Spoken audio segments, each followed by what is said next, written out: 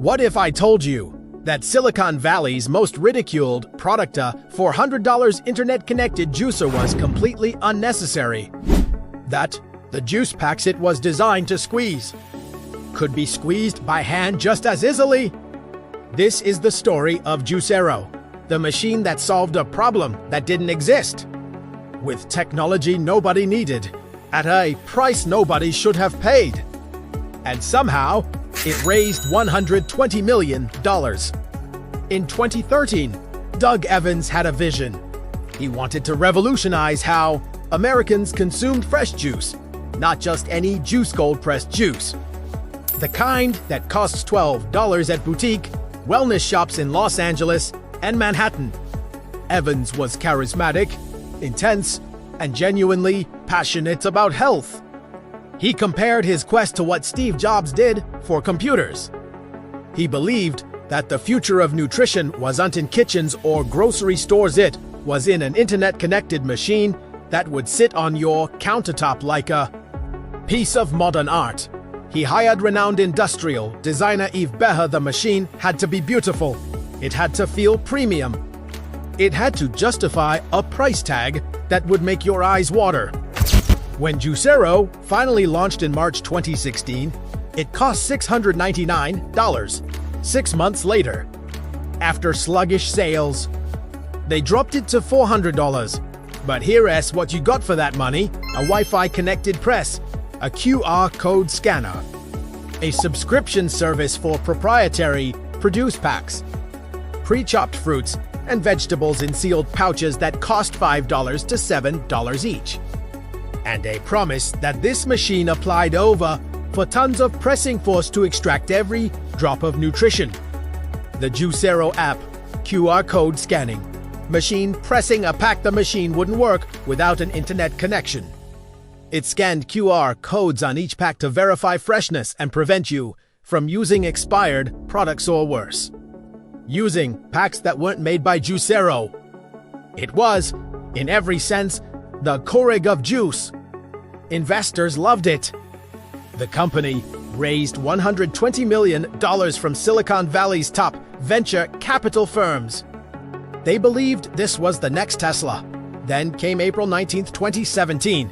To reporters at Bloomberg, Olivia Zaleski and Ellen Hute decided to test a theory. What if you just squeeze the juice pack with your hands? It worked perfectly. The juice came out just as fast, just as much, just as good. The $400 machine, with its industrial motor, custom power supply, machined aluminum components, and for tons of pressing force, was doing something any human could do with their bare hands in roughly the same amount of time.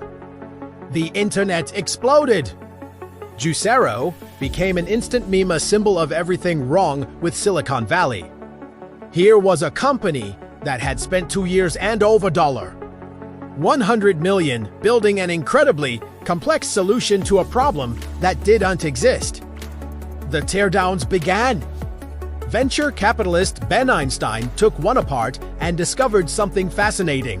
The Juicero press was an incredibly complicated piece of engineering built to commercial food service specifications. It had a custom power supply, a massive gearbox, machined aluminum structural components, 8 revisions of injection-molded plastic parts. This wasn't just over-engineered, it was engineered without any cost constraints whatsoever. The problem? The machine pressed the entire surface of the pack at 160 for squarage, requiring thousands of pounds of force. Human hands don't work that way. We squeeze from the edges, creating focused pressure points. We work the pack.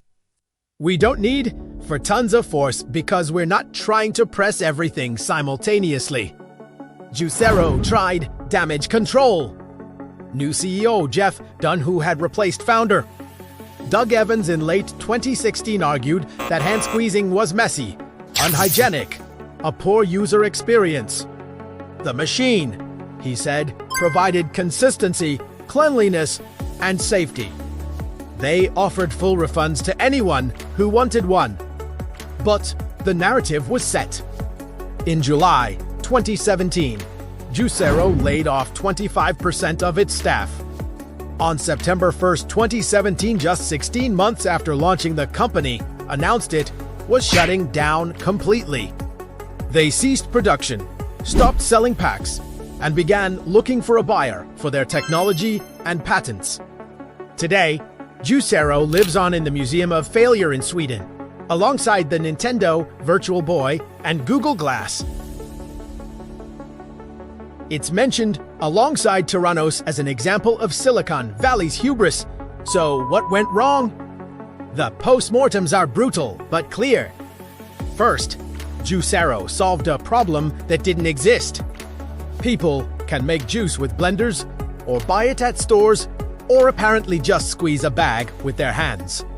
Second, they built without constraints. $120 million in funding meant they never had to make hard choices. They could engineer perfection instead of viability. Third, they didn't test their core assumption. They spent 2 years building a complex supply chain, farmer relationships, custom packaging, and a subscription service before verifying that customers actually wanted an internet-connected juice press. Fourth, the razor and blades model failed. The machine was expensive, but the packs were $5 to $7 for a single serving of juice, and you were locked into their ecosystem. No generic packs, no farmers market produce, just their proprietary system. As hardware investor Ben Einstein wrote, "Constraints during the earliest stages of a hardware company's life force founders to carefully allocate resources to find creative solutions. Juicero had no constraints, and it killed them." 8 years later, Juicero's shadow still looms over Silicon Valley. Every time a startup launches a Wi-Fi connected toaster, or a subscription-based smart water bottle, or an AI-powered anything that could be done manually, someone asks, is this the next Juicero? The $400 juice press that needed no electricity? The $120 million hand squeezer? The machine that proved that sometimes the best technology is no technology at all? Or as one internet commentator put it, Juicero didn't sell a juicer. They sold a $400 lesson in humility. Thanks for watching. If you enjoyed this story of Silicon Valley excess, hit subscribe and let me know in the comments what's the most ridiculous smart gadget you've ever seen. And would you have bought a Juicero? Be honest. No juice packs were harmed in the making of this video. The Juicero patent was denied in court when they tried to sue a competitor. The founder, Doug Evans, later started another water company. The juice packs actually had a pretty good shelf life if you didn't squeeze them at all.